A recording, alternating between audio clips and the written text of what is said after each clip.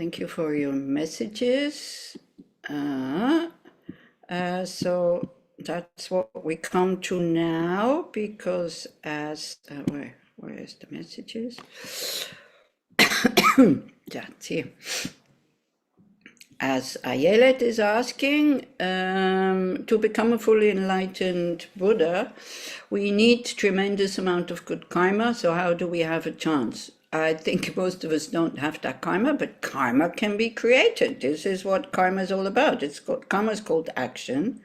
So the next, the whole thing with these 7 limbs is about purifying the negative imprints that are still on our mind, and at the same time creating the positive energy that we need in order to become a fully awakened Buddha.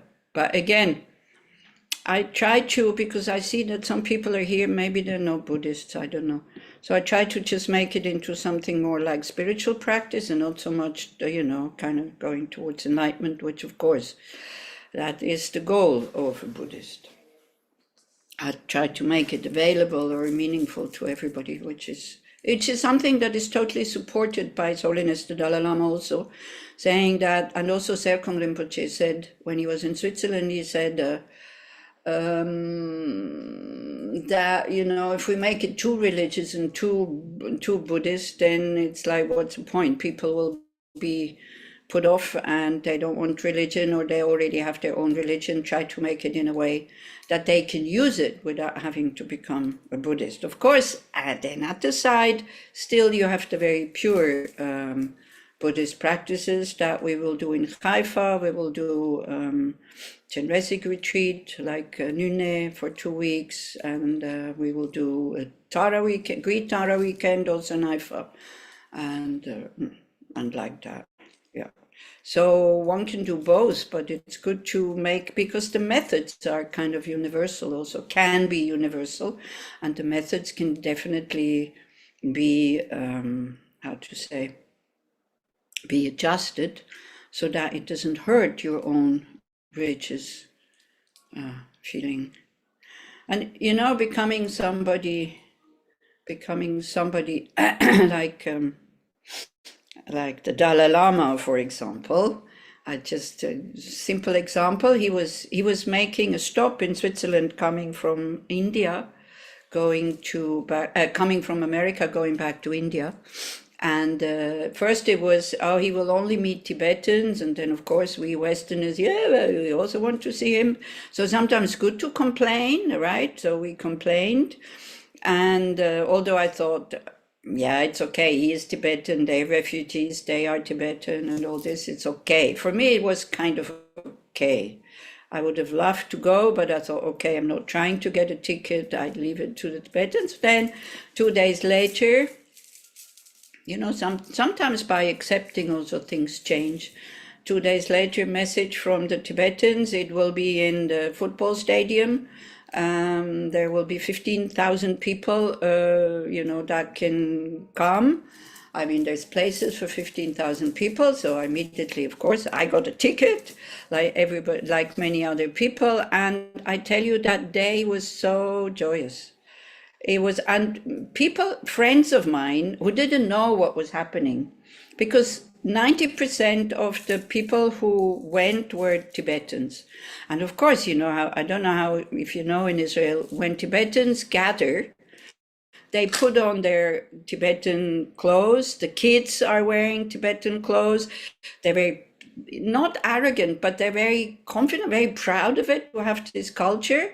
And the kids are very well behaved when they have these clothes. And so the whole train stations around Zurich, because it was in Zurich, was filled with Tibetans, thousands of them. And people were saying, what was going on last Sunday? I mean, everybody was so joyful, and it was such a nice atmosphere just by these Tibetans being there. And of course, they are 10 times, 100 times more happy and devoted than we are to His Holiness. So just the presence of somebody like this, but even that can be criticized. So there was a an article in one of the newspapers saying, oh, well, he's old, but they treat him like a superstar. These 15,000 places were sold out in one day or something like that. But look at him, he hasn't achieved anything.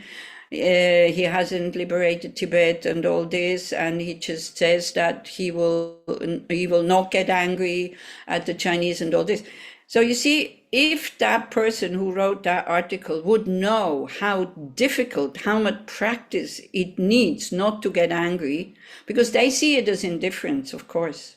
But I tell you, the Dalai Lama cares very much about his people. I mean, the best person to maybe say that is Ruti, who met him several times, isn't it? Personally.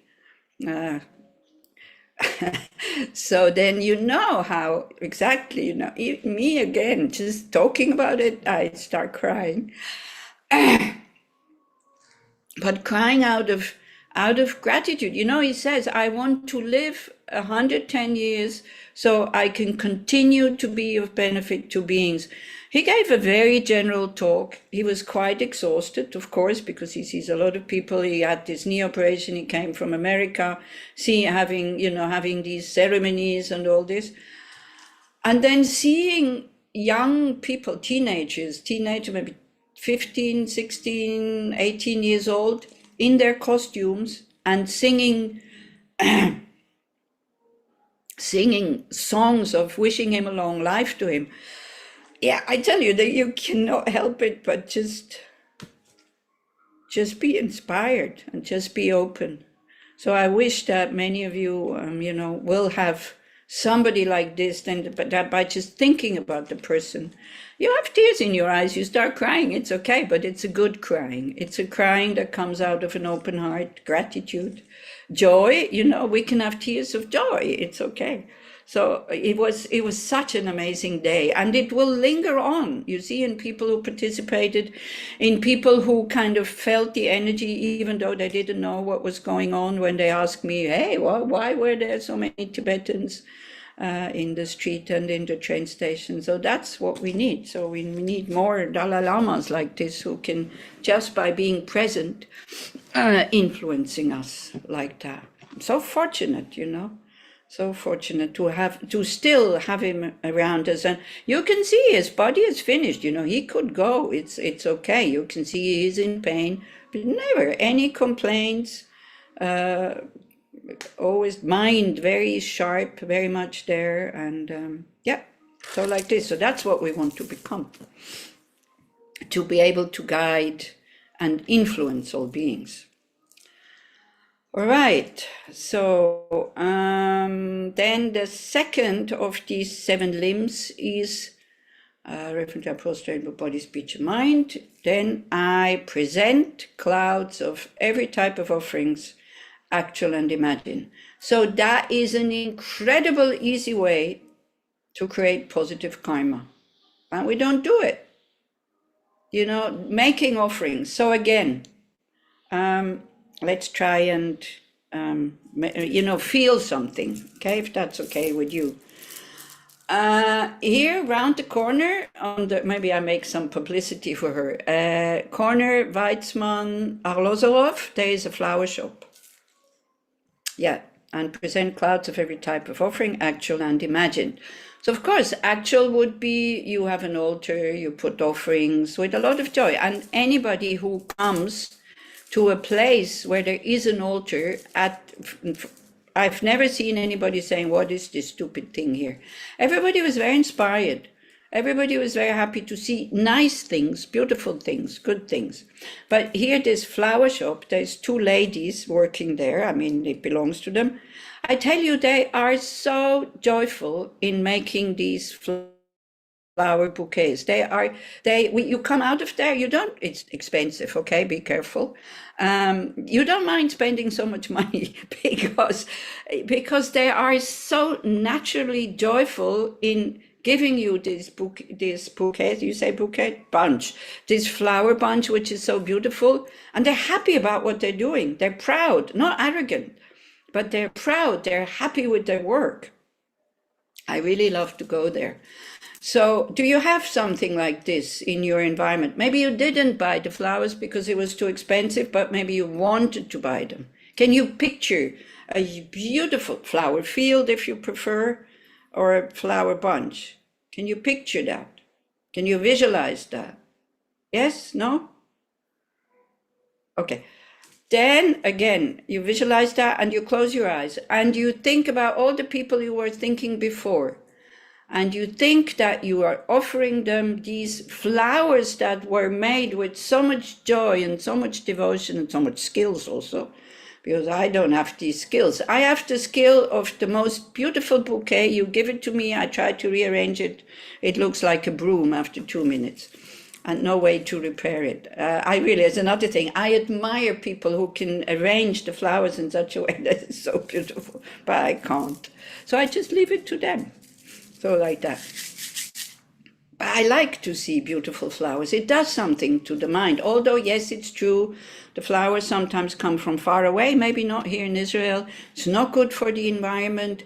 But if it's done, not for my sake, if they're bought, not for my sake, but to make offerings to the Buddha, to make offerings to teachers who come, it totally changes. And if you think, no, it's not healthy, because it's true, they're sprayed, they're full of chemicals in order for them to last a bit longer and all this. That is true, but we leave that aside if you buy them. Otherwise, don't buy them and just visualize. You can also, as we do now, because you probably don't have flowers in your home, you can just visualize and see what it does to you. You see these beautiful flower fields like you have, like around Enapsor, for example.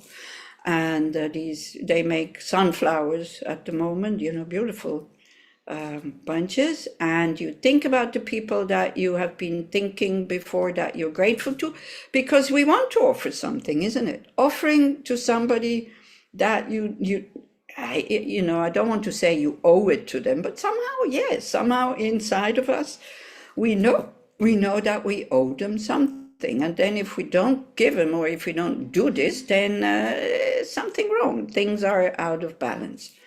So again, we do that a few minutes. You think about these people, you visualize whatever flowers you find very beautiful, and you go from one to the other and offer them these flowers. Again, if you are a Buddhist, of course, you offer it to all Buddhas and Bodhisattvas.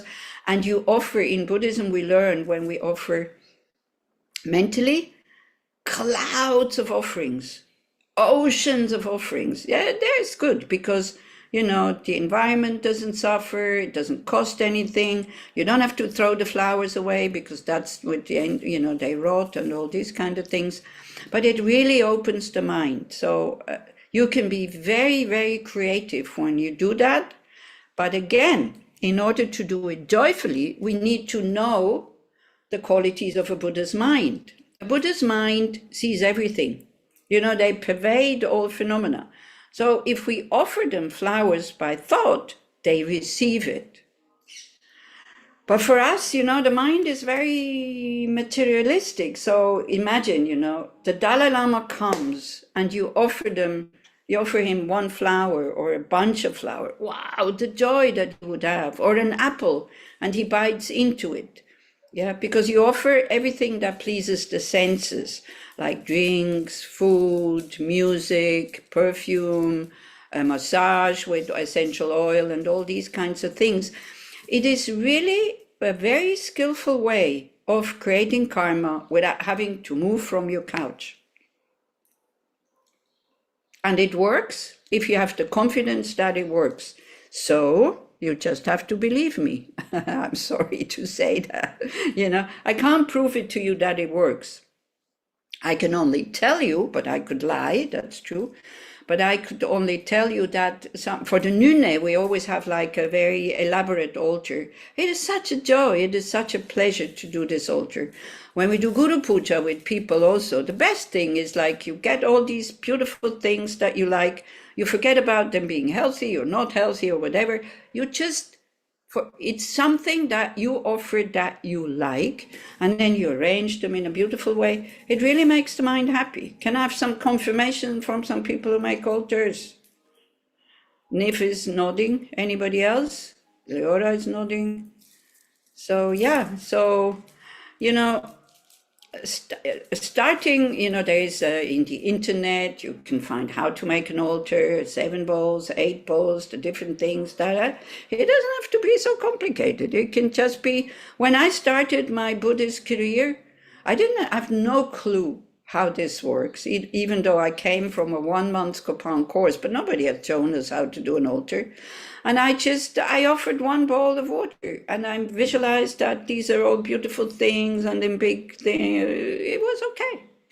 And then I learned, and then, but then I had to do it properly. So this is, okay?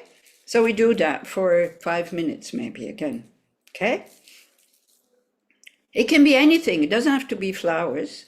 I kind of like flowers, offering flowers, because in general, it makes people's heart open. Because in fresh flowers, when they're cut, we can see impermanence. And we know that we have to enjoy them now, and we're not depressed when they fade, we just throw them away. So there we can accept impermanence. We can learn something from fresh cut flower, even though I know it's not good for the environment, it costs a lot of money and all this. But the positive thing is, like, there is joy in it, because there's no grasping at them having to be permanent. We accept their impermanence and we enjoy them while they are still nice. And you offer them either to all Buddhas and Bodhisattvas, to your object of refuge, whatever that is, or to the people that you feel grateful to, and you see how they receive these beautiful flowers with a lot of joy. Joy is so important in our practice. Should never become duty. No good.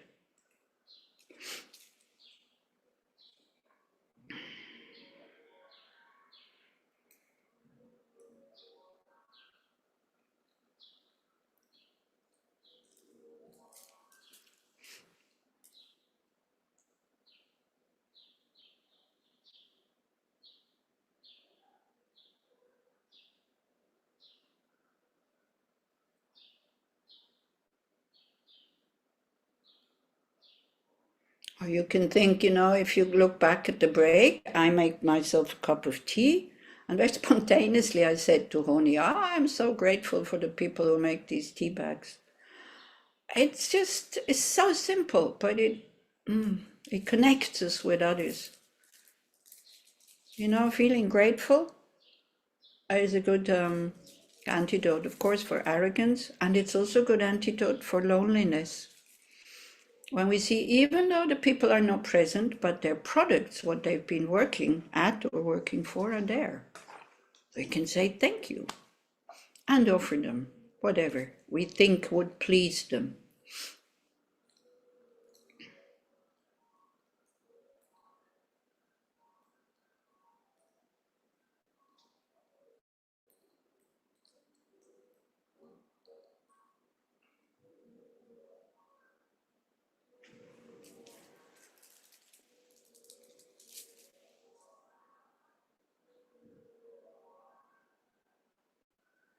So if you want to make your mind very expansive, then you can think maybe about the tulip fields in Holland, the lavender and sunflower fields in south of France. You must have seen pictures.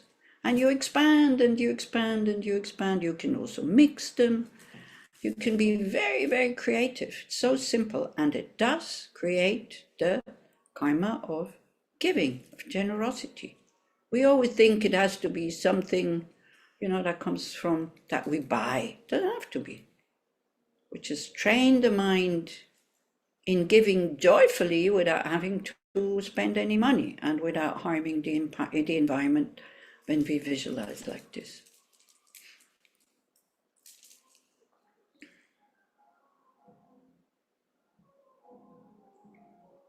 Especially when you practice generosity with material things, with so-called real things, it always has to be mixed with joy that you have something to give, no matter how little it is. But make it big. You know, the mind that thinks, oh, how little can I give so it's still okay, is not a happy mind. Better to think, how much can I give so that I don't go lacking something. You should always give the amount that makes you happy, or whatever it is that makes you happy, unless you know the other person really hates it, if it's an object. I present clouds of every type of offerings. Actual. You can make a mental note to whom you want to bring flowers next week, or any other things. Actual and imagined. And again, you watch the state of your mind and what it does to you. You might find it totally stupid. Fine, no problem. You might find it heart-opening.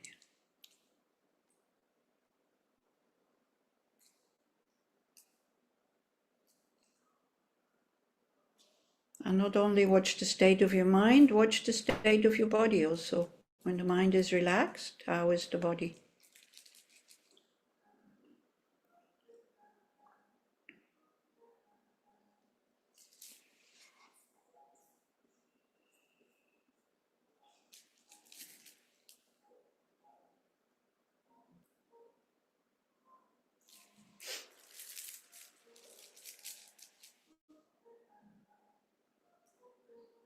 Okay.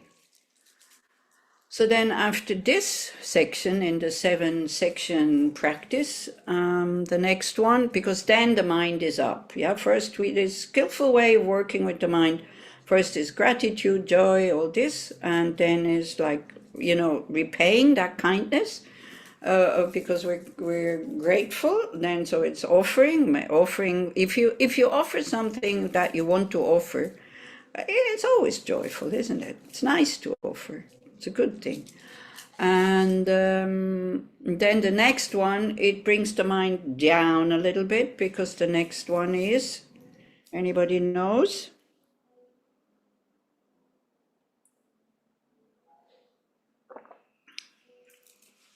Recalling all Confession. negative actions.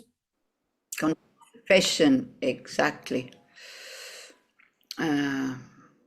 And it goes, I present clouds of every type of offering. I confess all my negative actions accumulated since beginningless time. So since we said, you know, these 7 sections are, each one is an antidote for a mind state that doesn't create any present happiness and doesn't create the karma that we want for future happiness or well-being. Maybe we should, instead of calling it happiness, we can call it well-being, maybe, or we should maybe totally invent a new word for that. Spaciousness, openness, calm, peaceful, wise, whatever, all of this is in it. So I confess all my negative actions accumulated since beginningless time. Oh, yeah, so generosity, the action of giving, is of course an antidote to stinginess, to be really tight.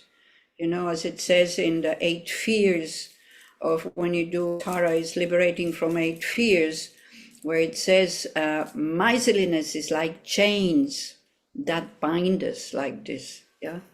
And miserliness, it doesn't have to do anything with somebody's rich, somebody's poor, anybody. This is totally kind of subjective, it's totally relative. So it has to do with, yes, maybe giving, but it's not accompanied with joy. So then, so like that. So then the second section is a good antidote for being stingy, kind of learning how to give big, right?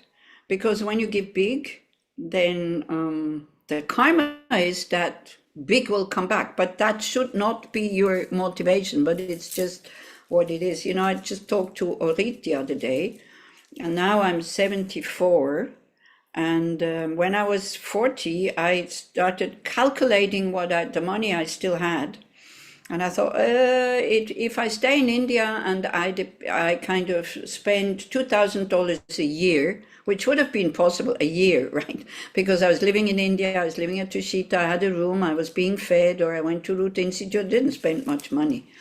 I thought, this will get me until I'm 64, 15 years, something.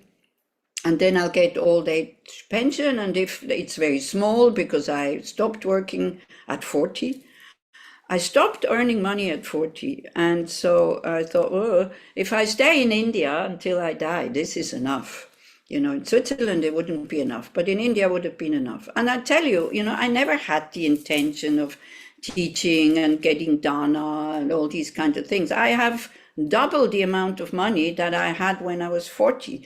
So logically speaking, like in economic calculation, it doesn't make any sense, because I never asked for anything. I never, and so this is it. It's just the karma that if we are generous, we don't have to worry. At one point, it will come back. Maybe not in this life. That's true. So with the karma and with our actions, we have to trust. We have to trust that something will work.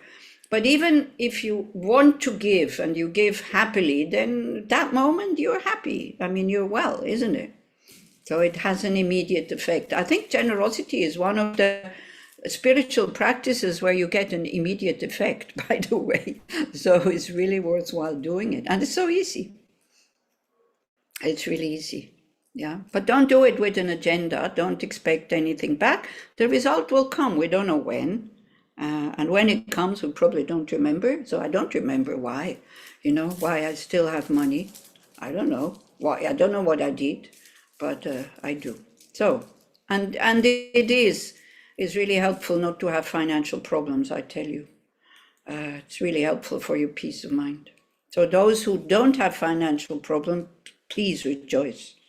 Really, this is not, don't take it for granted. And it's very, very, you can use it. You can also use it to share it with others and spread a lot of joy around you like that. Okay, then the next section is this confession, and it's called, I confess all my negative actions accumulated since beginningless times. Of course, this is Buddhist jargon, that since beginningless time means our mind has been existing. We cannot look how far back it goes. So we must have accumulated, if we see how much negative karma we kind of accumulate, even though we don't want to this life. It could well be that in other lives, when we didn't have any exposure to Dharma, when you had any exposure to Dharma, then that it was difficult to have ethical conduct. So ethical conduct is really, really important. And ethical conduct is the first cause for joy in your life. But ethical conduct that comes voluntarily, not because you have to or you must, because you want. And ethical conduct basically means not so much helping others, but it's the first step not to harm others. Nor with the body, nor with the speech, nor with the mind. But again, when we come to karma, we could do a whole weekend or even a week or a month on how karma works. It depends on many, many, many factors. It's not just this list of the 10 negative actions. It depends very much with which kind of attitude, whether you do it with anger or whether you do it with concern for the other, that you want to protect them, all kinds of things come into consideration. But if we are really honest, I mean, even now, as a spiritual practitioner, we do exaggerate. I'm talking about me. I exaggerate sometimes, maybe outright lies, not so much anymore. But, the body, I think the body is okay. The body I have subdued. This is fine, which is great also to see, never just say, oh, it's ethical conduct. It's only with the body that I don't really do any negative actions. This is great, because then we can see that we can subdue the mind to not to do negative actions with the body, because it does come from the mind. And the 3 negative actions from the body are killing, stealing, and sexual misconduct. and killing humans kind of thing, but also killing others. But if you have insects and this and that, these kind of things, especially in this area, because it's hot and humid, you might have, then sometimes you have to kill them, but don't do it mindlessly. This is, again, it depends on the attitude. They're also beings. But we're not going around killing beings just like this, but some people do. I know that they're rare, but some people do, and you probably haven't heard it. But in Switzerland, 3 days ago, a Chinese person, young man, 23 years old, who loves his Chinese party very much and is in love with a woman who probably rejects him. And he posted it on his Facebook or something like that. I love you as much as I love my Chinese party. He's studying in Switzerland at the university. He takes a knife, he goes out and he injures 5 kids, 3 to 5 years old. Just like that. They were, with their kindergarten, they were going around and he just injures them in Switzerland. So some people are going around killing, not because they want to protect something or there's other reason, whatever, just like that. There's other people's sexual misconduct, cheating on your partners, forcing somebody, Quite a lot of people do that. Stealing also, whatever can be taken, especially young people these days, whatever, if I don't get caught, it's okay. These kind of attitudes. So if we don't have them, at least with the body, this one, good. This one is protected. I'm not doing any negative things with it. So if you have this, if you mastered that, then be very happy, because it's not that everybody has. Imagine if we would have a world where nobody kills, nobody steals, and nobody commits sexual misconduct, which seems quite easy for us, it would be such a wonderful place, wouldn't it? So don't take it too lightly. But we probably have done this in past lives and it has not been purified yet. So we confess, we admit. By admitting that I could have, I might have, I probably have, I have done this in the past. If we admit that, we also then don't get angry at others so much when they do it. We don't feel so, wow, look at me, I don't do this, they do. We're not criticizing the person. We are criticizing the action, but not the person. Incredibly difficult to do. Sounds very easy. Not to mix the action with the person is almost impossible. But if we do it consciously, sometimes I succeed. Especially when I know the story behind that so-called negative person. Then I start to understand why they have become like that. That they're manipulated and all this. There's a very beautiful book that Alain Père has kind of published, which has a lot of, I don't know kind of things, if you haven't read it or if you haven't had it. It's very good for us also with this, just take one, that just take one of these questions or one of these confessing things. I don't know why this person is such a pain in the neck or something like that. If we go out with this kind of attitude, then the division between others is not so big, and we're not becoming these, the mind judging others all the time. But it doesn't mean that the action becomes positive or anything like that. To see that, to clearly say, what this person does is negative, but still have an open heart for the person itself. That is a very difficult practice, but it is possible, then you don't get so angry. And also confessing negative things gets rid of unhealthy shame and guilt. Because shame and guilt that we hide is not helpful whatsoever. It makes us very negative people, and we become very afraid. We're full of fear that it comes out. Yeah. Now it doesn't mean you go in the street and confess to everybody what you've done. It's really liberating to confess. But it has to be, when it's big things, then it has to be a person, or small things. It has to be a person that you trust, that is not going to use it against you. Yeah. So it has many side effects too. Without shame, without guilt, understanding why we do negative things. We do negative things because we're confused. You know, we're not living our values. We want to be generous. When we can be generous, we're not generous. We want to be patient. When there is an occasion where we could be patient, we freak out. What else? We want to be ethical. If it's too expensive and too complicated, then we're not. So we have these innate values almost, but we're not living them. So it's no wonder we're so confused, right? And then the confusion of things exist really out there, separate from my mind, and I have nothing to do with the situation the way I see it, and all these kinds of things. And then feeling the anger very justified. Defending yourself is justified. Angrily defending yourself is not justified, because anger exaggerates. You know, anger creates karma that you will meet more situations where there is more enemies and all this. But don't ask me what to do here in Israel right now. I don't know. You know, I don't know. If I would know, gosh, you know, I've been saying that sentence since I came in 2000. Please don't ask me what to do with the situation. I don't know. If I would know, well, I would be world famous. Nobody knows. Yeah. But we can work with our own mind and purify our negative karma to live in such a difficult situation, and try to work with, you know, decrease anger and jealousy and pride and all these kind of things, and especially wrong views. That things exist inherently from their own side, and it has nothing to do with me. And yeah, so like that, this is what we can do. And confess, just confessing with a wish, may I be able to stop to do negative actions.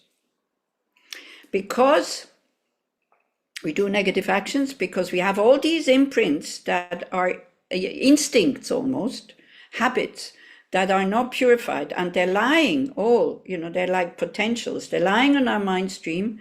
And when an occasion comes, or object outside, or situation outside, boom, they ripen as such. Be it love, be it compassion, be it anger and other things.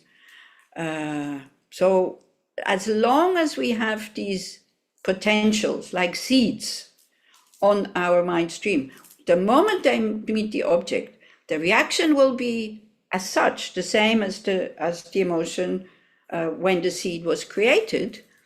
So this we have no choice. You know, you can't say, okay, today I will not get angry. You will have maybe first moments of anger.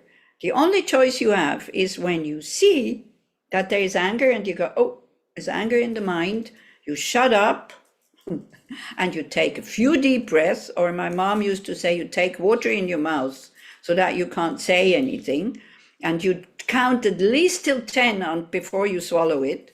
And then you can say something. When you are sure that your anger is gone, then you talk about the situation. You know, if it's a face-to-face kind of thing, there's no point shouting at others, because when anger is there, we exaggerate, we are one-sided, we think we're totally righteous, the other one is totally wrong, we can't listen to the other one, we don't want to listen, they don't want to listen to us, so it's the same thing.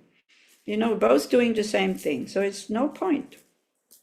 But if they're trying to get you physically, then as much as possible, either defend yourself, me not, I try to run away or ask for help or something like that.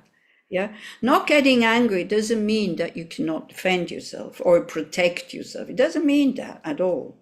But it means that we're not using the strength of anger, the courage of anger, to harm others. That's what it means.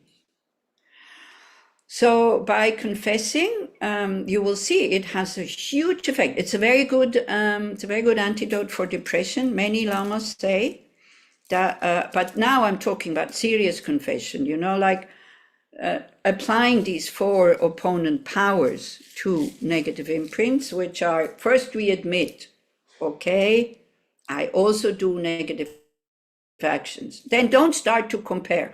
Oh, mine are very small. Oh, these other ones are very big. It doesn't change my karma if other people's negative actions are very big. It doesn't influence me.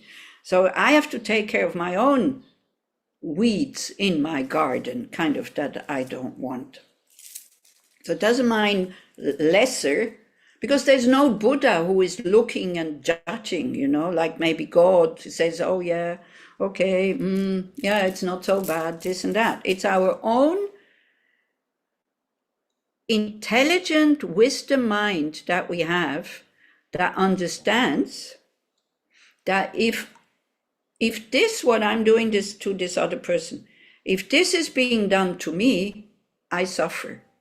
My mind understands that in an instinctive way, not with thoughts, right? Because the thoughts are flavored by anger or violence, jealousy or attachment or desire or whatever. But deep down, we know. Deep down, we know, because it's the nature of the mind to know in the right way, when the mind is not flavored or covered up by these very strong emotions. So that's how the imprint is created. Karma doesn't exist from its own side either. We create it. Our mind is creating it. My mind is creating it. Positive karma leads to what we want. This is why it's called positive, not because the action itself is positive, because it leads to that what we want. It's called a negative action because it leads to suffering for me in the future. That's why it's called positive and negative, right? Okay, do you understand more or less what I'm saying? So it's my responsibility to kind of take care of the hygiene of my mind and not to let all these stinky stuffs fetter there and feel justified on top of it. So it needs meditation, it needs mindfulness, it needs study, knowing how karma works. It needs maybe, again, the support of others who sit down with you and do purifications with you the whole day, 4 sessions, vajrasattva, or whatever. So this is like the second power. If we would have enough confidence that actually I am the Buddha, or I am Chenresig and all this, we wouldn't need the outer Vajrasattva or Chenresig or Tara or whatever. We could just do it on our own. But if you have that confidence, fine. You don't need to visualize the Buddha sending light and purifying you. But for me, I'm quite happy that I have an image out there who is sending this light and is purifying me. Again, for you, if you're not Buddhist, if you're not, if you have strong aversion for anything that is something a bit transcendental, then difficult to do these things. Then you have to find your own way of, you don't need to, you don't need to ask the Buddha for forgiveness, right? He's not angry at you. Nobody, it's like, you can ask other people for forgiveness if you have hurt them. But sometimes also, well, again, one can talk a whole week about this, how to go and ask for forgiveness, because we come with a lot of expectations, isn't it? Because it's difficult to ask for forgiveness because you have to admit that you have hurt that person. And very often they turn it against you, very, very often. Or very often it's really hurting them and you come and, quite happy and say, oh, really, I'm really sorry, please forgive me. Actually, you're asking them for something, even though you have hurt them. It seems a bit unjust, this whole thing. Kind of, please forgive me is give me back my peace of mind or something. It's up to you to give something to this other person. It's not the other person who should give something to you. Please forgive me. Much better to ask, what can I do for you? I want to make it up. I want to repay. Right, so that doing that personally can be quite tricky because they might use it against you, or they are not able to forgive yet. Then you get angry again because you go like, oh, but I lowered myself to their level and I came to ask for forgiveness. I admit that I've hurt them, and look, they're not accepting my forgiveness. And then the problem gets even more stuck. So it's difficult. It's really not easy, but doing purification practices, no other human living beings are involved. It's between you and the Buddhas, or your object of refuge. So you see the light coming in and flushing out all these negativities. Many people say, oh, but this is too easy. Yeah, why not? So why not do something that is easy? I mean, the rest is difficult enough. And then, so the third power is having the light coming into you, saying mantras, trusting that this will work. Again, it's placebo, but placebo works, you know, like kind of dependent arising. Nothing exists from its own side, but it does function. So this is how these two levels kind of go together. And then the fourth power is to make a strong determination to be more mindful. So the first one to admit, and the last one to have the strong wish not to repeat the action, to put effort into not repeating the action. You will repeat the action, of course, again and again and again. But the more you purify it, the less often it comes, and the more your awareness of feeling that, oops, something is about to come up, becomes strong, the more you're just able to say, hey, stop, you know, no need to take water in your mouth anymore. You can just shut up until you feel the anger is gone, and then you talk. But that implies that you are able to watch your mind having distance from what is going on, like having two factors. Like you have anger, let's say, for example, but you're able to make a step out of it and to watch what the anger is saying, how it feels, what it's doing, and all this, in order for it to calm down, and to recognize when it has calmed down, and then to talk. Oy, but it needs a lot of patience to not say anything when you're still angry. Because this, you know, we enjoy that righteous energy. I have a right now to hurt that person with my words. And that's a dangerous thing. We like it. We're kind of attached to our delusions, afflictions, kleshas, problem. Yeah, because of the habits. Okay, so that is, I confess all my negative actions accumulated since beginningless time. What do you think? Do you have questions to that? Oh yeah, I see there's something in the chat. There's something in Hebrew which I can't read, from Iris or Iris. Praise in Hebrew English, course, Dharma friends. Okay. Anybody would like to say something to that? Or anybody has made some experiences, you know, because otherwise you just have to believe me that this works to cut the habits a little bit. We have to see how habits, these unhealthful habits, make us suffer. And we have to see this with compassion and wisdom, knowing that, okay, it's my responsibility, I created it, not blaming anybody else, but because it's my responsibility, I also have to do something about it myself. If you've done something to hurt yourself, well, then what? That's the same thing, you know, you regret, you see it's not helpful, you take refuge, you make you generate bodhicitta, of course, as a Buddhist, and then you do something to purify, you know, to weaken these imprints, and at the end you make a strong wish not to repeat it again. It has to be done with compassion for yourself, not to punish yourself. Punishment is no good. Punishment doesn't work, really. I don't know if that is, I don't know if that's helpful, but in general, you know, we are much more forgiving with ourselves when we do hurt ourselves than forgiving with others in general, I think. You know, when we do negative things or whatever, we hurt ourselves, then we understand, oh, I did this because I was not in the right state of mind and all that, and we're not making it was justified. Very often when we say unpleasant things to others, you know, out of anger, we think it's justified, and we're quite proud about it. We're quite happy about it. I think usually when people hurt themselves, they're not happy about it. But sometimes when we hurt others, not as a spiritual practitioner, of course, but sometimes not happy, but kind of justified. What do you think? I need some opinions here, my dears. I need to know where you're at with this.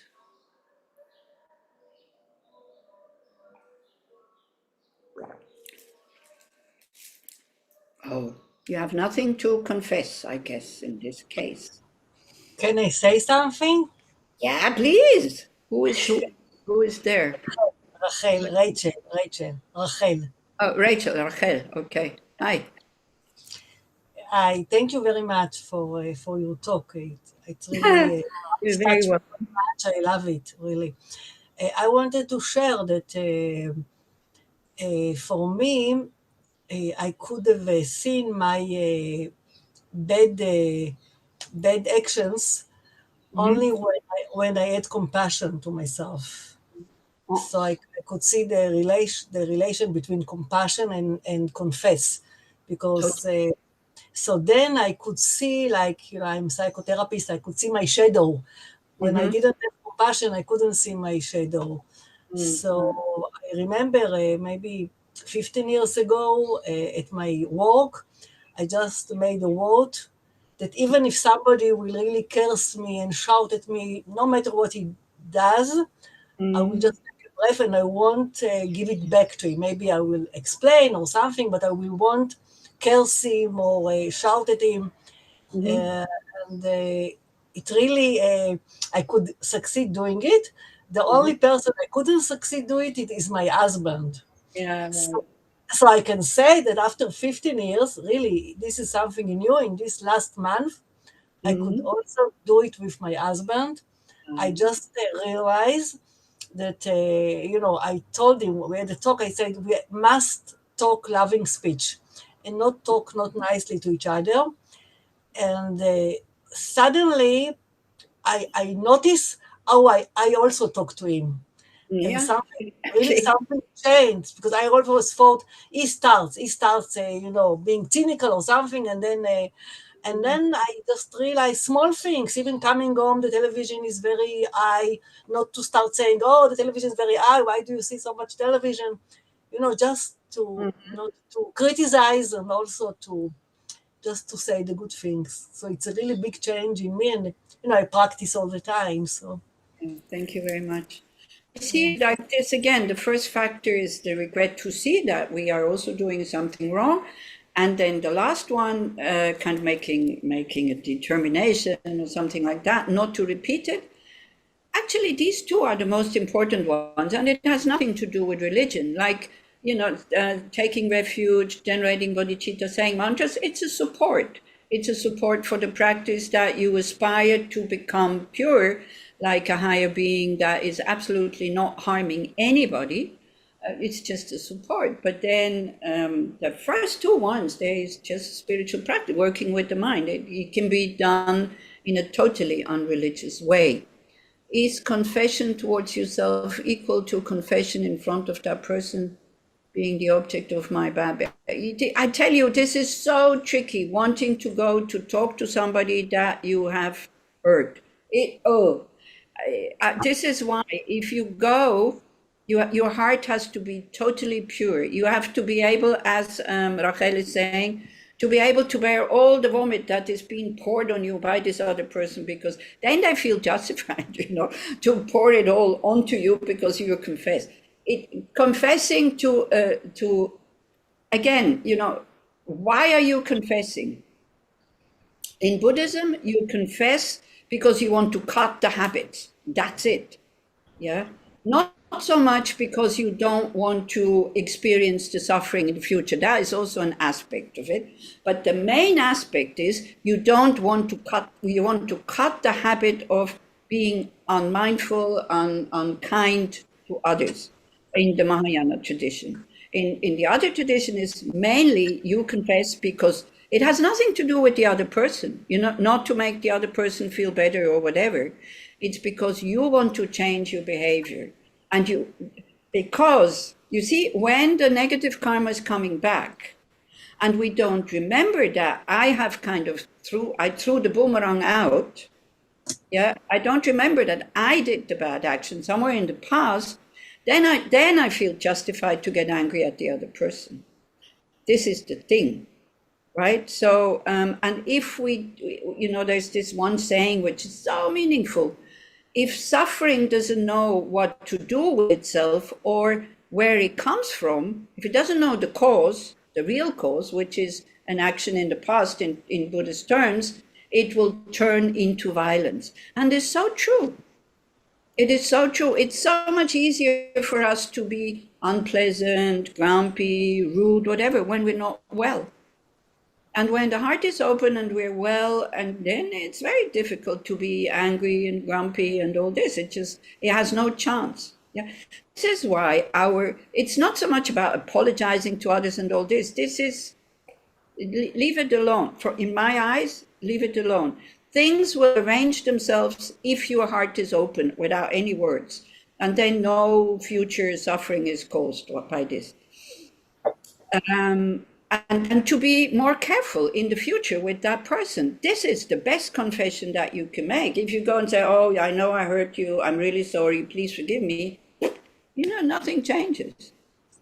So it doesn't have anything to do with the other person. It is you want to work with your mind, to purify your mind, not to repeat the action. And that's why you make a determination. It's also, I don't know about Judaism, but definitely in our society, there's always this thing, oh, I want to talk about this. Very often it creates more problems because both of your minds are still agitated. You go with certain nervousness, You're not going, okay, I'm sorry, I harmed you. It's okay, you can harm me back. We're not going with that attitude, but that would be the attitude of getting it back. That's what I deserve. Right? But we're not, if somebody harms you back, we're not going, oh yeah, I deserve it. If you go like this, it's a little bit almost thinking in a not skillful way. Nobody deserves to be hurt or harmed. Harming somebody back is not making the situation better at all. And I'm not talking about the war, I'm talking about personal relationships. Yeah, please understand, whatever I'm saying has nothing to do with politics. And then, Marsha, I recently understood my criticism towards others who identify with revenge. I could change it to compassion. Yeah, but because you see, this is the compassion of a fully awakened being. And this would be also the compassion of a parent. It would be the compassion of a parent. When you see that your kids are not doing their homework, right? You understand that this is, will create suffering in the future for them. So when you scold them out of compassion because you see that they are creating their future suffering. If we see people who are very negative, I think I read somewhere, I think His Holiness at one point, he said, well, if you are religious and you believe in a God or some higher force, if people are doing harmful things, it's none of your business. God will take care of them and punish them. So you don't have to do anything. If you're a Buddhist, you can think karma will take care of them, so you don't have to go and punish them. But if you can stop them doing negative things, you should. Why? Out of compassion, so that they are protected from doing future suffering by continuing to do negative action. But again, not even the Buddhas can do that. The Buddhas can only show us, you do this action, this will happen at one point in the future if you don't purify it. So that's all the Buddhas can do. They cannot stop us. We have to understand that we are the creator of our own suffering. I mean, this is what Buddhism says. Now, if something it's not a test by the Buddhas to see how patient you are when somebody harms you. It is a natural consequence of an action we did at one point, most probably not in this life, but in a past life. And then you don't have to go, I deserve it. It's not like this. We're not looking into the past. We're looking into the future, saying, okay, I don't like what's happening now. What can I do now in order so that this kind of situation, I'm not getting into this situation again and again and again. And this is by purifying, by doing purification practices. And as I said, the purification practices come especially when we have this recognizing I've done something negative without finding any excuses. Saying that, yes, I know I have habits of doing these things is not an excuse. It's identifying the cause and then going at the cause by starting to trying to eliminate these imprints, these seeds, these habits, these tendencies. And every time we kind of do it again to really show regret and say, shit, I use words like this when I talk to myself. I don't talk to other people like this, but I talk to myself like this. Shit, I don't want to be like this. May I be able to cut these habits? This is already a big step towards purification. And then, I confess all my negative actions accumulated since beginningless time. And now I'm really sorry. Now I have to go you into the lunch break with maybe a bad conscience, because we can feel the result of negative actions when we think about them. This is why we don't want to think about them. Because usually, when somebody reminds us and say, yeah, but then you did this and this and this, what happens? In the body, what happens?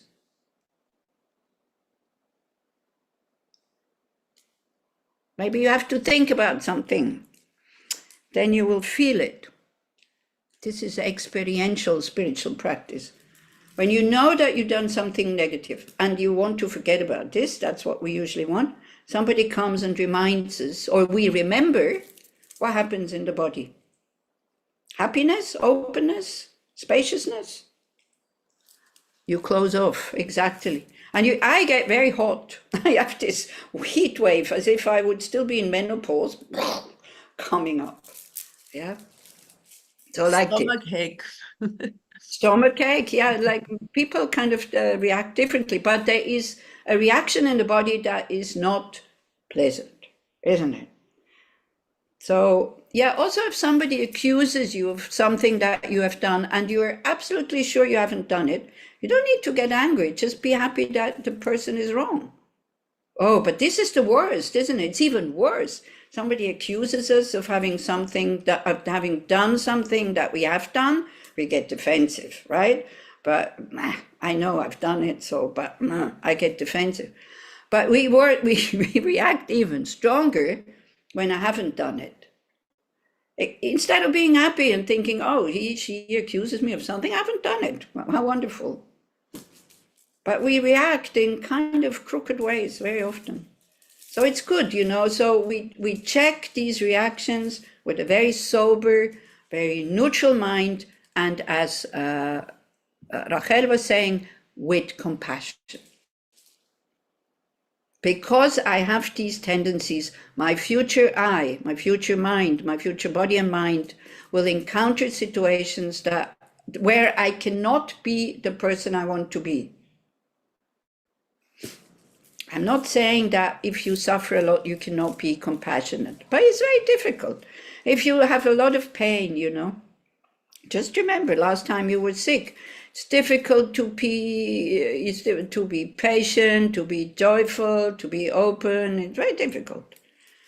So we have to, it's almost a duty. We have to take care of this mind so that then, life doesn't become even more difficult with all these negative emotions.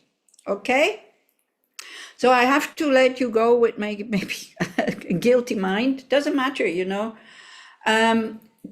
When we talked about mental factors, so I told you, first one is confidence or faith. The next two ones are, in old translations, shame and embarrassment. And we go like, what? How can that be a positive mental factor?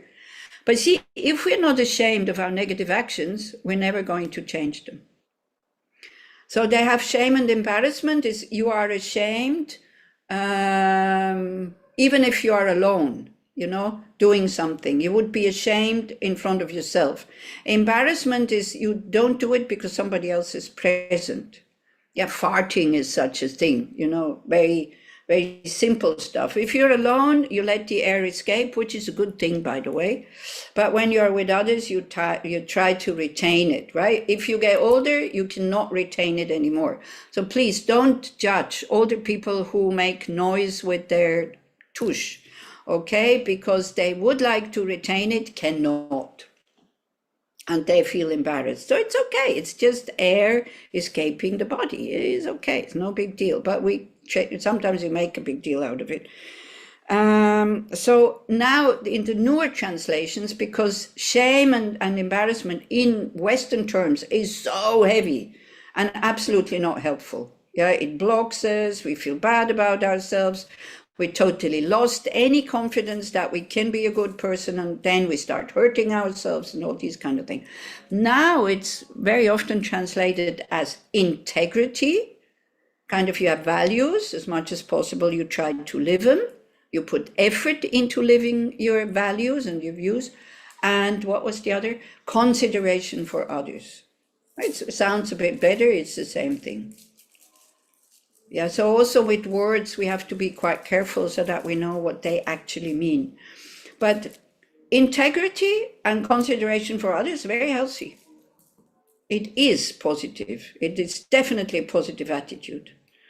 And now we can kind of wait until everybody else is in consideration of our needs and wants and all this.